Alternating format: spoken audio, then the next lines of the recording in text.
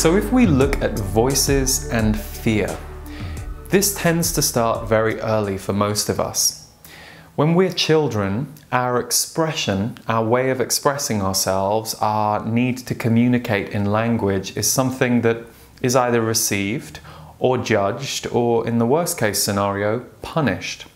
For example, if I as a kid was expressing something loving to a parent and my parent wasn't used to this and told me off and said, "Don't say I love you in public," that goes into my psyche, that goes into my body, and it immediately shuts down a freedom that I as a child was having around emotional expression, loving expression. And I get taught very early on that I will be punished if I say or use those words. And sometimes the punishment can be very intense. You know, some people who have had abusive, alcoholic parents, it's been shown in studies that often when you have neglectful or abusive parents in terms of your emotional needs and your nurturing, you'll often end up being someone who is afraid to speak up, or you'll be a peacemaker, a peacekeeper, which is its own kind of problem. The gift of being a peacekeeper or a peacemaker is you can bring harmony to certain situations. The problem with being a peacekeeper is that all you're capable of supporting? Many peacekeepers or peacemakers are doing it as a default response to the fact that they're afraid that if there isn't peace, there will be consequences. So anybody who identifies with being a peacemaker or a balance bringer, those of us in that group, we also have to look at where are we uncomfortable around people's reactions, and we have to get comfortable with the discomfort that can show up. So I mentioned childhood, but we can also look at adulthood.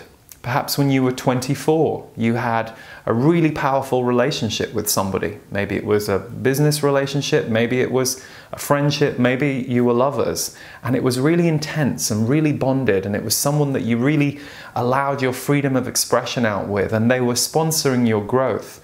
But all of a sudden, something was said, something you said maybe, that they reacted badly against.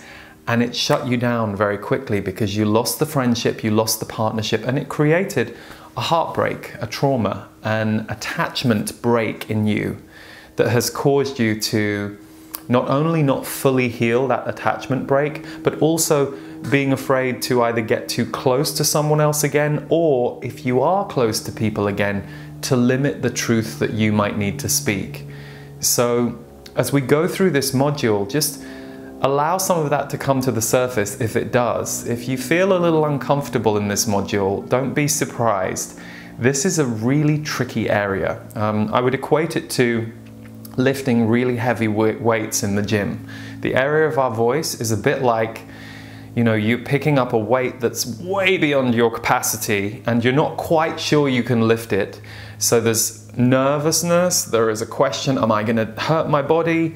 It can bring up that kind of stuff, but on the other side, there is an enormous amount of freedom. There is an enormous amount of soul energy that comes out. And like with many of the things that we've looked at in Rebirth 2019, what we create and change in ourselves for the better, so learning to speak our truth, actually has a positive effect on everyone around us ultimately.